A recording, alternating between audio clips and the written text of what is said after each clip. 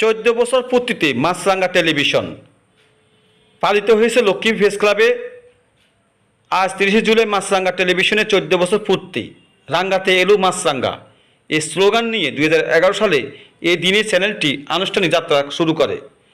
যাত্রার লগ্ন থেকে বাংলাদেশের কৃষ্টি, ঐতিহ্য, সংস্কৃতি ও সাম্প্রদায়িক মূল্যবোধকে প্রাধান্য দিয়ে নানামাত্রিক আয়োজনে দর্শক আকৃষ্ট করেছে।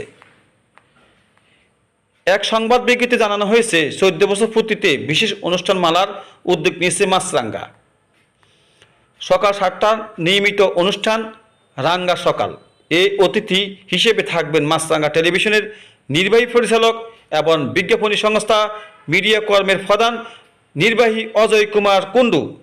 সকাল 8টা থেকে 40 মিনিটে প্রচারিত হবে সাম্প্রদায়িক সময়ের আলোচিত সিনেমা তুফান। এতে অভিনয় করছেন সাকিব খান, মিমি চক্রবর্তী, নাবিলা প্রমুখ। এর বাইরে আজকে এই সময় সবাইকে দেখে একজন সাংবাদিককেও দেখে, একজন সাংবাদিককে বেশি দেখে। আপনার একজন সাংবাদিকের উপর সবাই অনেক কিছু আশা করে, জাতি, সমাজ, প্রশাসন।